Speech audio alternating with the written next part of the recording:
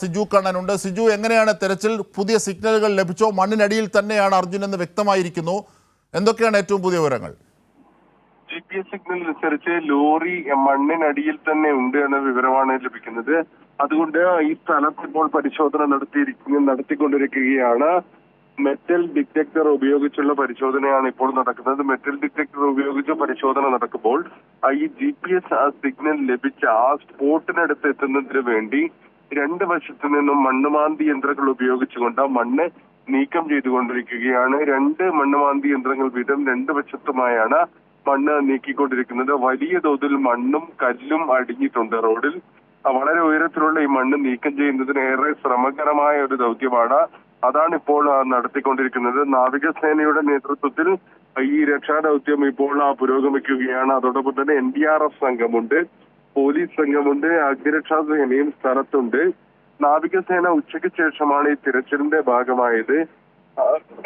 ആദ്യഘട്ടത്തിൽ ഗംഗാവതി പുഴയിലാണ് ഈ ലോറി മണ്ണും കല്ലും ഒലിച്ചു പോകുന്ന സാഹചര്യത്തിൽ അതിനൊപ്പം ലോറി പോയിട്ടുണ്ടോ എന്നുൾപ്പെടെ നോക്കുന്നതിന് ഗംഗാവതി പുഴയിലാണ് പരിശോധന നടത്തിയത്. എന്നാൽ ഇവിടെ ലോറിയുടെ സാന്നിധ്യം കണ്ടെത്താനായില്ല. പിന്നീട് ഇപ്പോൾ പരിശോധന GPS സിഗ്നൽ കൃത്യമായതിനെ തുടർന്ന് ഈ പ്രദേശത്ത് നടത്തിക്കൊണ്ടിരിക്കുകയാണ്. പ്രതികൂലമായ ഒരു കാലാവസ്ഥ വലിയ തടസ്സമാവുകയാണ്. കനത്ത മഴയാണ് ഈ മേഖലയിലുള്ളത്. ഇന്നലെ വരെ റെഡ് അലേർട്ട് നിലനിന്നിരുന്ന ഒരു മേഖലയാണ്.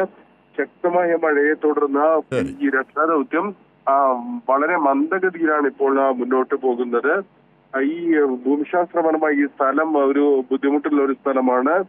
അപകട സാധ്യതയുണ്ട്. കാരണം ഈ രക്ഷാപ്രവർത്തനം നടന്നുകൊണ്ടിരിക്കെ തന്നെ മണ്ണിടിഞ്ഞു വീഴുന്ന ഒരു സാഹചര്യമുണ്ട്. അതുകൊണ്ട് തന്നെ പ്രതികൂലമായ ഒരു അവസ്ഥയിലൂടെയാണ് രക്ഷാപ്രവർത്തനം നിലവിൽ മുന്നോട്ട് പോകുന്നത്. തീർച്ചയായും പ്രതികൂലമായ അവസ്ഥയിലൂടെയാണ് രക്ഷാപ്രവർത്തനം നീങ്ങുന്നത്. പക്ഷേ സംസ്ഥാന സർക്കാരിന്റെ, കേരള സർക്കാരിന്റെ വലിയ ഇടപെടൽ, ബന്ധുക്കളുടെ കൂടി വിവരങ്ങൾ ഉദ്ധരിച്ചുകൊണ്ട് നടത്തിയ ഇടപെടലിൽ ആണ് ഇപ്പോൾ മണ്ണിനടിയിൽ തന്നെയാണ് അർജുന്റെ ലോറിയും ഉള്ളതെന്ന് തിരിച്ചറിഞ്ഞിരിക്കുന്നു. അവിടെ കേന്ദ്രീകരിച്ച് രക്ഷാപ്രവർത്തനം ഏറ്റവും ഒടുവിൽ നീങ്ങിക്കൊണ്ടിരിക്കുന്നു. ഒരുപക്ഷെ അർജുനിലേക്ക് എത്താൻ ഇനി ഒരുപക്ഷെ ഇങ്ങനെ പോയാൽ മിനിറ്റുകൾ മാത്രം മതി എന്ന സൂചന കൂടിയാണ് ലഭിക്കുന്നത്. ഇതിൻ്റെയൊക്കെ വിവരങ്ങളാണ് സിജു കണ്ണൻ നൽകിക്കൊണ്ടിരിക്കുന്നത്. പക്ഷേ തെരച്ചിലിന് മഴയാണ് ഇപ്പോൾ തിരിച്ചടിയായുള്ളത്.